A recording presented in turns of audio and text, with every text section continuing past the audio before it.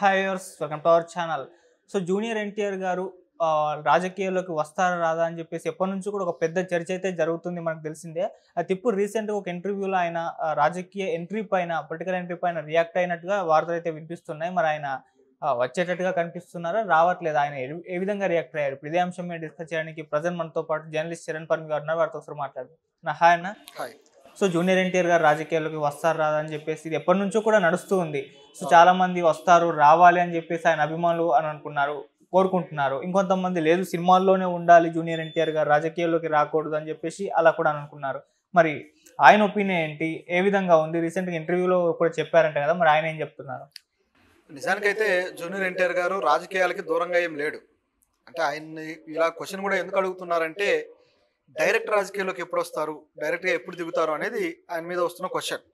నిజానికి వేరే ఎవరి మీద ఇటువంటి క్వశ్చన్లు లేవు, నందమూరి ఫ్యామిలీకి సంబంధించి అయినా సరే.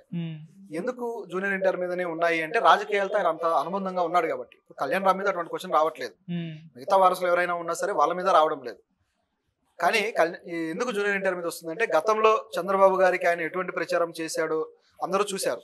గత ప్రభుత్వంలో ఆయన ఓట్లు అంటే అప్పుడు ప్రభుత్వం ప్రయత్నించినప్పుడు ఓట్లు కూడగొట్టడానికి ట్రై చేయడము, అద్భుతమైన స్పీచ్లు ఇవ్వడం, ఇవన్నీ చూసాం మనం. ఆ తర్వాత ఒక్కసారిగా రాజకీయాల్లో దూరం అయిపోయాడు. ఈ స్థాయిలో దూరం ఏ స్థాయిలో ఉందంటే, అది కనీసం ఈసారి ఎలక్షన్లో చంద్రబాబు గారికి ఓటేయని ట్విట్టర్లో కూడా పెట్టలేదు ఆయన, అంత దూరంగా ఉన్నాడు.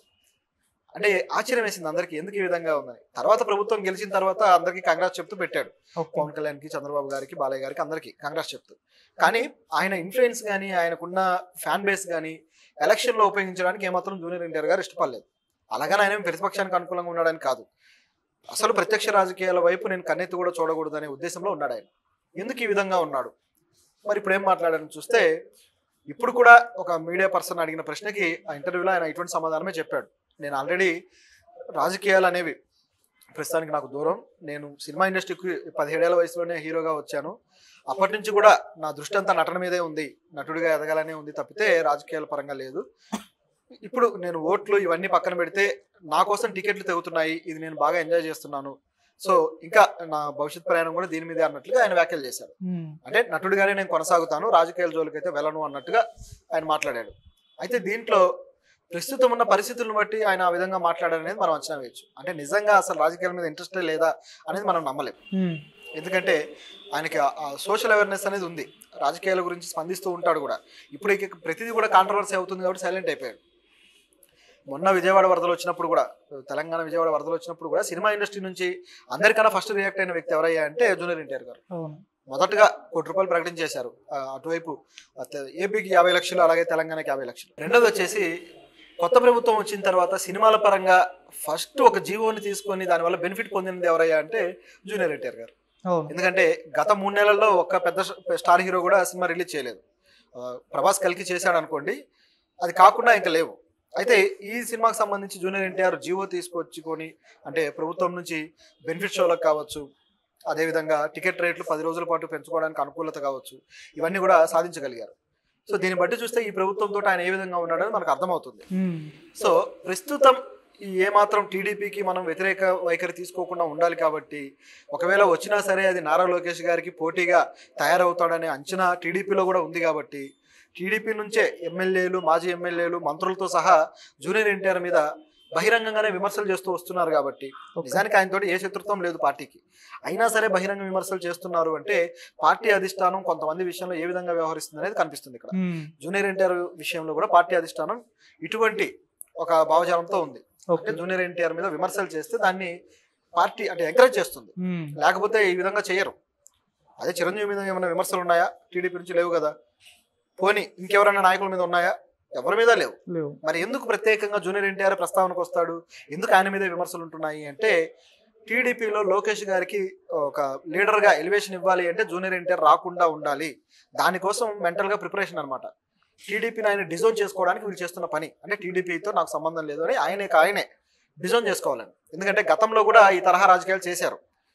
గతంలో చంద్రబాబు గారు టీడీపీని హస్తగతం చేసుకున్న తర్వాత ఆయనతోటి గొడవకు దిగిన హరికృష్ణ గారు ఇదే విధంగా టీడీపీని డిజోన్ చేసుకుని తనకంటూ ఆయన ఒక సొంతంగా ఒక పార్టీ పెట్టారు. అది ముందుకు తీసుకువెళ్ళలేక అక్కడ ఫెయిల్ అయ్యారు. ఫెయిల్ అయిన తర్వాత హరికృష్ణ గారు మళ్ళీ చంద్రబాబు గారితో చేతులు కలపాల్సి వచ్చింది. అంటే ఆయన్ని ఆ విధంగా బుజ్జగించి హరికృష్ణ గారిని రాజ్యసభకు పంపించారు చంద్రబాబు గారు. సో ఇంత జరిగింది. సో దీన్ని బట్టి బేస్ చేసుకుని చూస్తే అదే రాజకీయం ఇప్పుడు జరుగుతున్నట్టు కనిపిస్తుంది. హరికృష్ణ గారిని ఏ విధంగా అయితే ఎన్టీఆర్ వారసుడిగా ఎదగనివ్వకుండా దెబ్బ కొట్టారో అటువంటి రాజకీయమే ఇక్కడ కనిపిస్తుంది. కాబట్టి జూనియర్ ఎన్టీఆర్ గారికి అది అర్థం కానంత అమాయకుడు అయితే కాదు. ఆయనకు ఆల్రెడీ ఆ సీన్ అర్థమైంది. కాబట్టి చాలా కాలంగా బాలకృష్ణ గారు ఏ ఈవెంట్ లోనూ జూనియర్ ఎన్టీఆర్ లేడు. ఇంకా చెప్పాలి అంటే రీసెంట్ గా కూడా బాలకృష్ణ గారు వ్యాఖ్య అన్నారు, మీ వారసుడు ఎవరు అన్నప్పుడు సింపుల్ గా ఇంకెవరు మోక్షజ్ఞ అని చెప్పేశాడు. మోక్షజ్ఞ ఒక సినిమా కూడా తీయలేదు. మోక్షజ్ఞ నా వారసుడిగా నిరూపించుకుంటే బాగుంటుంది అంటే బాగుంటుంది నటుడిగా. అలా కాకుండా డైరెక్ట్ మోక్షజ్ఞ అనేసాడు అంటే దాని అర్థం ఏంటంటే ఆ లెగసీ అనేది, ఎన్టీఆర్ లెగసీ అనేది, బాలయ్య లెగసీ అనేది నా పిల్లలే కంటిన్యూ చేస్తారు తప్పితే మరొకరికి ఆ లెగసీ అనేది వెళ్ళదు అని ఆయన చెప్పదగిన ఉద్దేశం ఆయన చెప్పాలనుకున్నది. నిజానికి యాంకర్ అడిగిన దాంట్లో, ఆ ప్రశ్నలో యాంకర్ అడిగిన దాంట్లో ఉద్దేశం వేరు. అతను సీనియర్ ఎన్టీఆర్ గారి వారసుల్లో ఎవరు మెయిన్ అనేది ఆయన అడిగిన క్వశ్చన్. ఎవరిని ఆయన స్థాయి పర్ఫార్మెన్స్ కావచ్చు, లేకపోతే ఆయన స్థాయి నట జీవితానికి సంబంధించి ఆయన పేరు నిలబెట్టిన వాళ్ళు ఎవరు అనేది ఆయన క్వశ్చన్ లో ఉన్న అర్థం, అంతరార్థం. కానీ బాలయ్య గారు తెలివిగా ఈ ఆన్సర్ చెప్పారు. నిజానికి ఆ క్వశ్చన్ అడగటంలోనే చిన్నపాటి పొరపాటు ఉంది. ఎందుకంటే ఎన్టీఆర్ వారసుడు బాలయ్య, బాలయ్య వారసుడు మోక్షజ్ఞ అనేది ఆ లిటరల్ వారసత్వం ఏదైతే ఉందో దానికి తగ్గట్టుగా అడిగినట్టు ఆ క్వశ్చన్. కానీ అది కాదు. నటుడిగా ఎవరు వారసుడు అన్నప్పుడు ఆ నటన మాత్రమే కౌంట్ చేసుకోవాల్సిన పరిస్థితి ఉంటుంది. అలా చేసినప్పుడు ఆటోమేటిక్ గా జూనియర్ ఎన్టీఆర్ గారి పేరు ప్రస్తావనకు వస్తుంది. అది నందమూరి ఫ్యాన్స్ అడిగితే చెప్తారు. కానీ బాలయ్య గారి స్ట్రాటజీ వేరు కాబట్టి ఆయన ఆ విధంగా రియాక్ట్ అయ్యాడు. ఇక్కడ కూడా కొంత క్లారిటీ అయితే వచ్చింది, బాలయ్య ఎన్టీఆర్ పట్ల ఎటువంటి దృక్పథంతో ఉన్నాడు అని.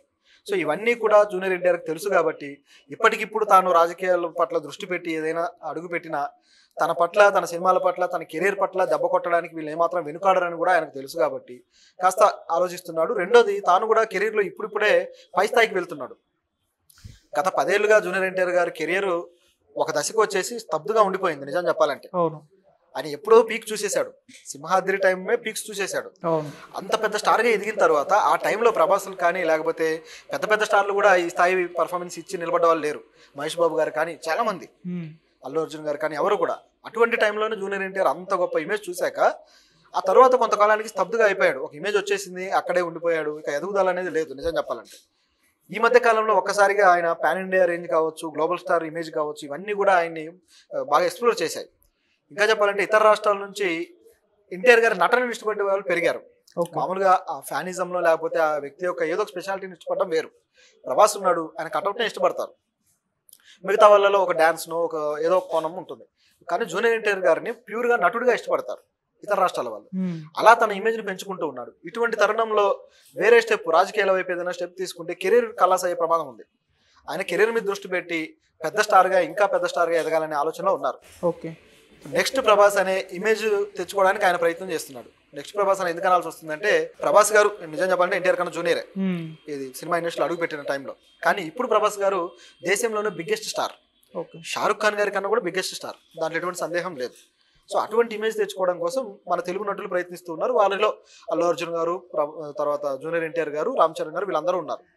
యశ్ కూడా, కర్ణాటక నుంచి యశ్ కూడా. సో ఇప్పుడు ఈ దేవర సినిమా తోటి కూడా అటువంటి ఇమేజ్ కొంత అందుకోగలిగాడు. ఎందుకంటే సోలో హీరోగా ఈయనకు 6 సంవత్సరాల తర్వాత సినిమా ఇది, హిట్ కూడా కొట్టాడు. సో నార్త్ లో కూడా ఇమేజ్ పెరుగుతూ ఉంది. కాబట్టి ఇవన్నీ దృష్టిలో పెట్టుకుని ఆయన ఈ వ్యాఖ్యలు చేశాడు. అయితే ఇవి పూర్తి స్థాయిలో ఆడియన్స్ ఏదో నిరుత్సాహపడే అవసరం కూడా లేదు. ఖచ్చితంగా ఇంకొక 4 ఏళ్ల తర్వాత మళ్ళీ నెక్స్ట్ ఎలక్షన్ వచ్చేసరికి ఆయన స్ట్రాటజీ మారచ్చు. ఎందుకంటే అప్పటికి ఆయన 45 ఏళ్ళు వచ్చేస్తాయి. ఇప్పుడు 40లో ఉన్నాడు ఆయన, 45 ఏళ్ళు వచ్చేస్తాయి. అప్పుడు ఇక స్ట్రాటజీ మార్చుకొని నెక్స్ట్ 5 ఏళ్ళకి 50 ఏళ్ళు అడుగుపెట్టే లోపే